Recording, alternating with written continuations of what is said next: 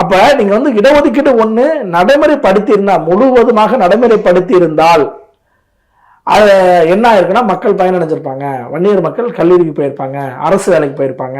அப்படி போயிருந்தா அந்த இடஒதுக்கீடு ரத்தா இருக்காது. என்ன ரத்தம் ஆனா மக்கள் எழுச்சி வரும், மக்கள் போராட்டம் நடந்திருக்கும். மக்கள் போராட்டம் நடந்தால் திமுக அரசு செவிசாய்த்திருக்கும். அதான் எடப்பாடியாருக்கு வந்து அந்த அவருக்கு வந்து தப்பு செய்யணும் அவருக்கு நோக்கம் கிடையாது.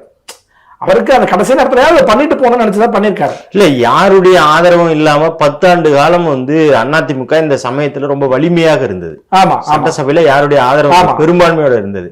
அப்ப இவங்க வந்து ஆட்சி பதவி அதிகாரமும் இப்படி இருக்கிற அந்த காலத்துல இதை முன்னாடியே நிறைவேற்றிருந்தால் இந்த பிரச்சனையே இல்லையே. அதையும் கடைசி நேரத்துல தள்ளி ஆட்சி முடிகிற சமயத்துல அவசர அவசரமா நிறைவேற்றி இல்ல, அதாவது அதிமுகவுக்கு இடஒதுக்கீடு அப்படிங்கிறது அவரோட பிரதான கொள்கை கிடையாது. அது இப்ப வன்னியர்களுக்கு இடஒதுக்கீடு வாங்கி தரணுங்கிறதுக்காக அதிமுக தொடங்கல. ஆனா அது பாமகவுடைய தவறு அப்படின்றீங்க. பாட்டாளி மக்கள் கட்சி தவறு தான். இல்ல, அதே தவறுதான் மீண்டும் இப்ப செய்யறாங்களா? தேர்தல் வர நேரத்துல மீண்டும் இதை வந்து கையில அரசியலா தானே இந்த 3 மாசம் தேர்தல் இதுதாங்க அப்பயும் நடந்துச்சு. 2021 வருடத்துல தேர்தல் வரப்போகுது. 2020 வாக்குல டிசம்பர் வாக்குல போராட்டம் தாம்பரத்துல ரயில் மறியல் பண்ணாங்க.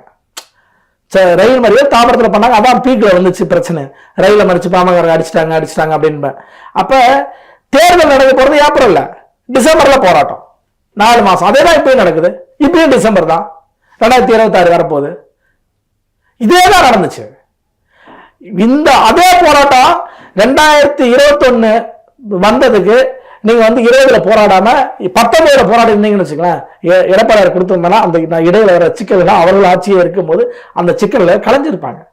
அது ஒரு மைல்டா ஒரு மைக்ரோ ஒரு லூப் ஹோல் இருக்கிற மாதிரி சின்ன லூப் ஹோல் வச்சு இப்ப ரத்தின் பால் இப்ப என்ன பண்ணாங்க, கோர்ட்டை காட்டி நீதிமன்றத்தை காட்டி அந்த நீதிமன்றத்தின் வாயிலாக இப்போதைக்கு நாங்கள் நடைமுறைப்படுத்த முடியல அப்படின்னு மேம்போக்கா ஸ்டாலின் அரசு தப்பிச்சிருச்சு. ஆனால் உண்மை அது இல்லை. நடைமுறைப்படுத்தி நினைச்சதான் திமுக நடைமுறைப்படுத்த முடியும். நடைமுறைப்படுத்தியிருக்காங்க. எஸ்சி அருந்ததியர் SCA எப்படி நடைமுறைப்படுத்துறாங்க?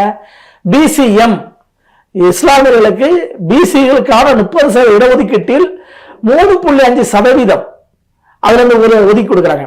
அப்ப BC வந்து 26.5 தான் போக முடியும். அதுல முஸ்லீமா இருக்கிறவங்க தான் 3.5% இடஒதுக்கீடு போக முடியும்.